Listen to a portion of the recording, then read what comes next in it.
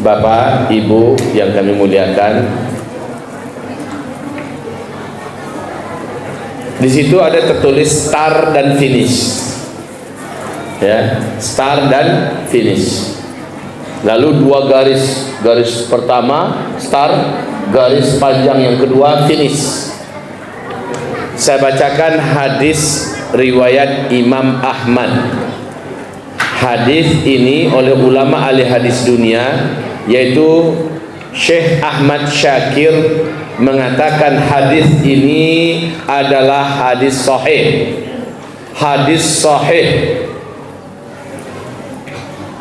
Bunyi hadis tersebut, Nabi mengatakan, sejak beliau diutus oleh Allah sebagai Nabi dan Rasul, dan itu adalah di usia beliau 40 tahun ya, Allah angkat beliau menjadi Nabi dan Rasul.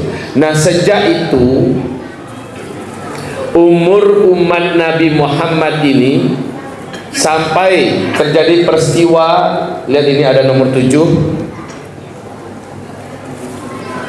ada nomor 7 di sini. Saya buat finish.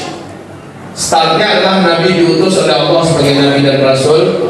Finishnya kejadian tanda besar kiamat nomor 7, yaitu angin lembut yang bertiup dari negeri Yaman. Angin ini sejuk, baunya wangi kasturi. Angin ini dengan cepat membungkusi bumi. Nah, kata Nabi, seluruh orang Islam yang di dalam dadanya ada iman kepada Allah, angin ini ketika sampai kepada orang itu, saat tersentuh dia oleh angin tersebut, terhirup olehnya angin tersebut, saat itu di tempat itu juga dia langsung tergeletak meninggal dunia. Serentak seluruh orang Islam yang beriman meninggal dunia, serentak satu bumi. Ini maka disebut dengan finish.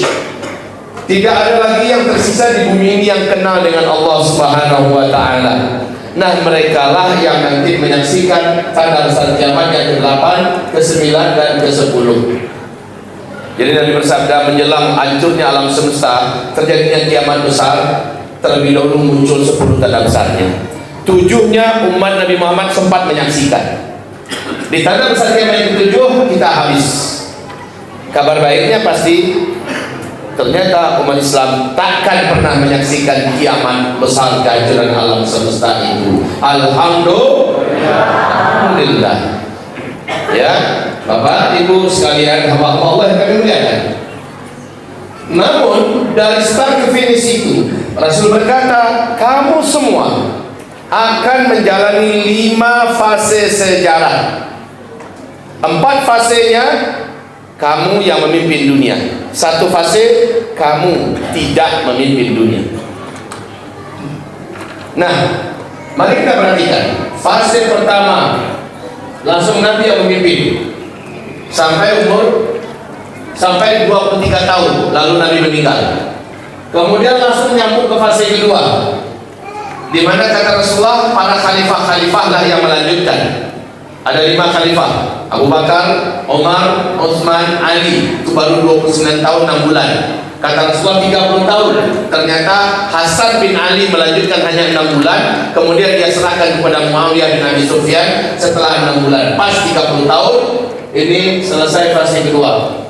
Fase ketiga yang memimpin adalah para khalifah-khalifah dengan sistem kerajaan. Ini yang paling panjang dan lama, 1227 tahun. Fase ketiga ini Islam. Fase ketiga ini pemerintahan Islam yang meliputi dunia. Jadi dari sini Sam kemari 2/3 dunia. Alhamdulillah, sejarah yang bercerita ini, seluruh pakar ahli sejarah dunia bercerita bahwa 2/3 dunia Islam yang pimpin. Benar yang dikatakan Nabi Sallallahu Alaihi Wasallam. Fase ketiga ini berakhir dengan runtuhnya Khilafah Islamiyah Al-Utsmaniyah di Turkiya pada tanggal 3 Maret tahun 1924. Fase ketiga berakhir. Sejak itu Islam tidak memimpin dunia. Ini fase keempat. Disinilah fitnah-fitnah akhir zaman itu memuncak sedahsyat-dahsyatnya.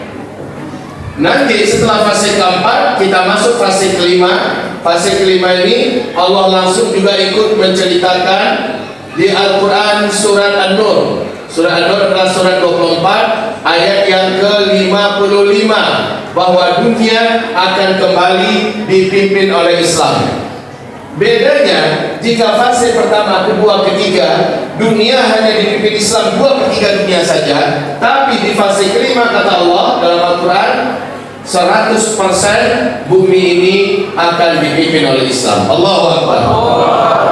Fase kelima Allah janjikan dalam Al-Quran dan juga dalam hadis ini. Berarti ke depan Islam akan kembali memimpin seluruh dunia. Saat itu kata Rasulullah, hidup di dunia bagaikan dalam surga. Harta kekayaan dalam bumi Allah muntahkan ke permukaan sehingga tidak ditemukan lagi orang miskin satupun. Jangankan untuk menerima zakat, untuk memberi hadiah saja orang-orang pada menolak.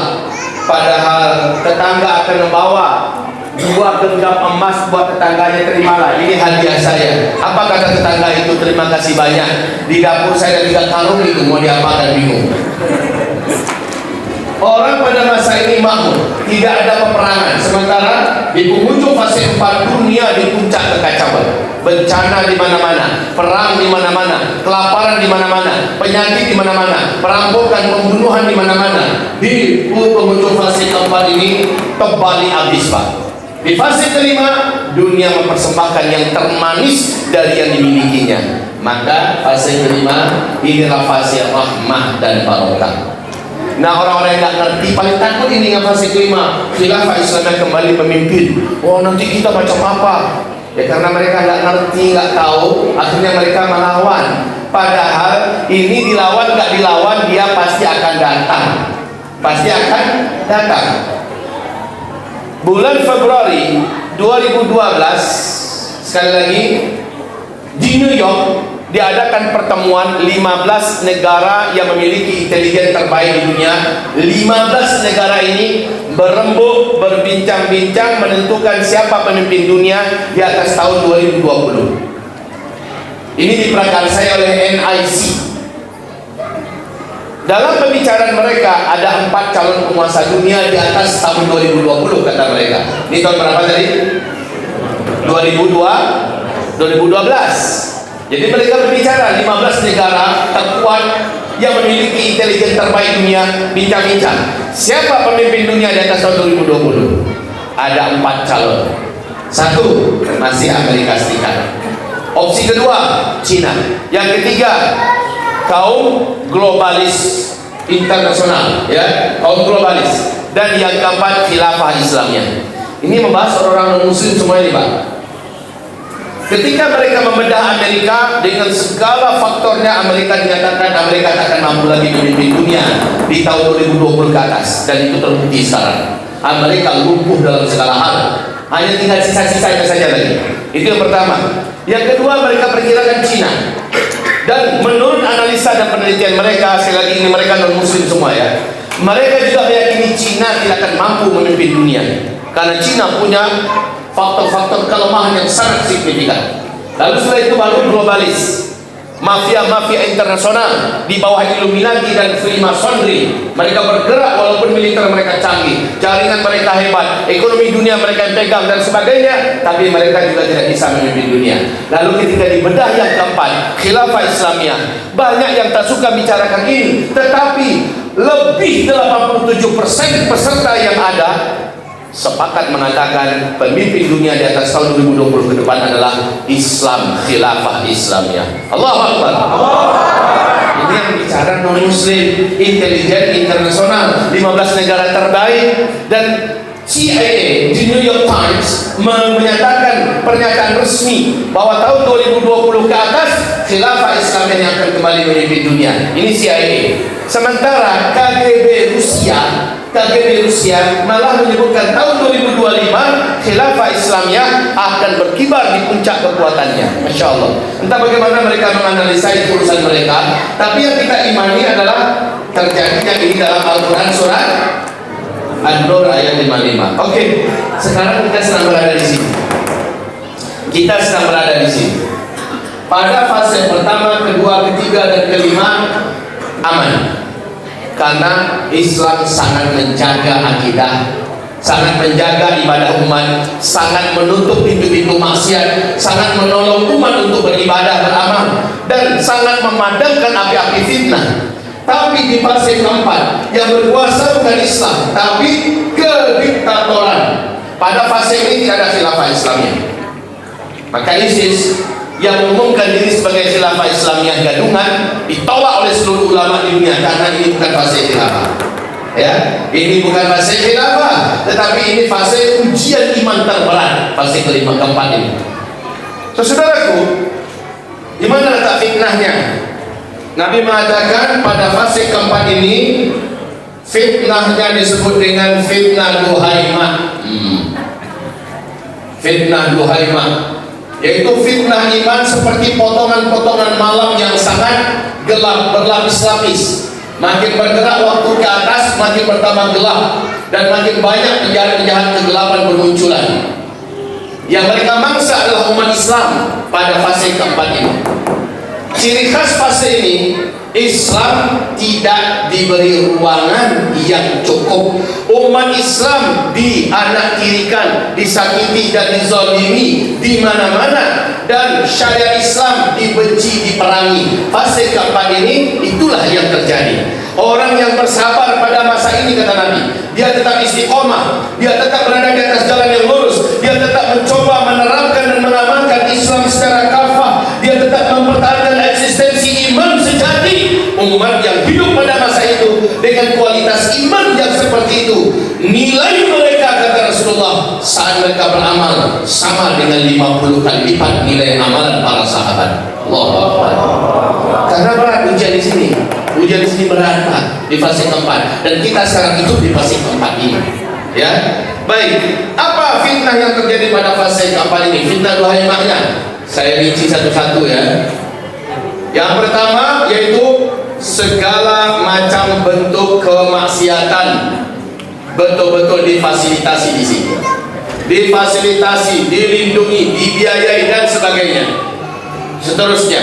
Dan makin lama makin menanjak parah, Pak, sampai kepada tingkat LGBT diundang-undangkan, dilindungi, ya, sampai ke tingkat di mana orang mau buat apa saja atas nama HAM dilindungi. Bahaya ini, ya. Padahal ini mengantarkan orang kepada kehancuran abadi di hari kiamat kelak, yaitu kekal di neraka. Tapi karena bukan Islam yang memimpin, maka kemaksiatan betul-betul dapat ruangan selebar-lebarnya di sini. Yang kedua, fitnah Duhaimah yang kedua terjadi pada fase keempat, yaitu difasilitasinya dalam rangka memecah belah umat, supaya umat tidak kuat, supaya umat tidak satu, dan agar umat juga sesat. Ini di fase ini setan jin, setan manusia berkolaborasi, ya, memperbanyak calon penduduk neraka. Karena di fase pertama, kedua, ketiga, dan kelima sulit mereka memperbanyak calon penduduk neraka. Tapi di fase keempat, saat Islam itu memimpin dunia, mereka lah saatnya mereka memanfaatkan waktu semaksimal mungkin mau memperbanyak calon-calon penghuni neraka. Jadi di sini aliran-aliran sesat, kesesatan, betul-betul kesesatan. Nih, sekte-sekte sesat mengatasnamakan Islam, aliran-aliran sesat di blow up, difasilitasi, dibiayai, diberikan panggung di media-media, sehingga umat banyak yang tersesat. Pendidikan-pendidikan dicakoki dengan pemahaman-pemahaman yang memang menyesatkan, sehingga banyak umat pada masa ini yang terjerumus dalam lubang kesesatan. Di sini kita betul-betul butuh dekat dengan para ulama yang lurus agar mereka menuntun memimpin kita. Tapi sayang, pada masa ini ulama-ulama lurus mengalami ujian yang bertubi-tubi di seluruh negara. Di Arab Saudi ribuan ulama-ulama lurus ditangkap, dijebloskan ke penjara. Di Mesir ulama-ulama lurus ditangkap, dijebloskan ke penjara, bahkan dibantai, dibunuh. Banyak negara-negara Muslim ulama hari ini betul-betul mendapatkan ujian terberat di akhir zaman ini. Jadi Allahumma salli ala Sayyidina Muhammad. Baik, kesesatan betul-betul dahsyat dan makin lama makin berat. Di fase keempat ini, ya, yang mampu bersabar berada di atas jalan yang lurus, benar-benar Nabi rindu kepadanya. Aku rindu dengan saudaraku, kata Nabi. Ya Rasul, bukankah kami saudaramu? Bukan, kalian semua sahabat-sahabatku, kata Nabi. Saudaraku nanti munculnya di akhir zaman. Mereka tidak pernah melihatku, mereka tidak pernah berjumpa denganku, mereka tidak pernah menyaksikan mukjizatku, mereka tidak pernah menyaksikan wahyu turun, tapi mereka sangat cinta denganku, mereka sangat fanatik dengan ajaranku, dan mereka sangat berpegang erat dengan apa yang aku ajarkan. Begitu Pak, aku rindu dengan saudaraku. Jadi yang hidup di fase kelima, inilah saudara yang dirindukan Nabi, yang istiqomah di fase kelima ini, di fase keempat ini. Setelah itu, fitnah berikutnya yang ada di fase ini, ya, yaitu bermunculan berbagai macam bentuk daripada kemunafikan.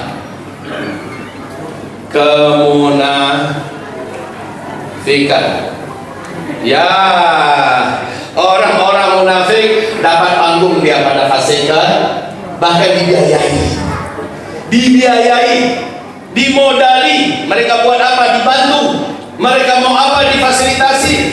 Ya, dan mereka lah menyebarkan kebusukan, melakukan pembusukan kepada Islam. Inna lillahi wa inna ilaihi raji'un. Di fase keempat ini orang-orang munafik bermunculan, dan di fase ini kita tahu ya, ketika Dajjal nanti muncul, salah satu pengikut Dajjal dari umat Nabi adalah kelompok orang-orang munafik. Jadi semua orang munafik menjelang Dajjal muncul ke tengah-tengah kita, dan sekarang Dajjal sudah dekat ya. Sekarang tanda-tanda Dajjal sudah lepas dari ikatannya yang terjadi di Palestina dalam hadis Sahih Muslim sudah terjadi. Dajjal sudah lepas, tinggal munculnya saja ke tengah-tengah kita. Nah, menjelang dia muncul, Dajjal akan menugaskan seluruh antek-anteknya di muka bumi untuk memperbanyak mangsa-mangsa baru, sebut dengan kaki tangan Dajjal. Nah, kaum muslimin, saat Dajjal muncul, orang munafik termasuk umat Nabi, sepertiga umatku, kata Nabi, akan murtad menyembah Dajjal. Sepertiga manusia akan sujud menyembah Dajjal, sepertiga umatku akan menyembah Dajjal, dan mereka orang-orang munafik. Baik, berikutnya kemunafikan. Makanya di akhir zaman ini, kalau tak mau jadi orang munafik, sholat 5 waktu berjamaah.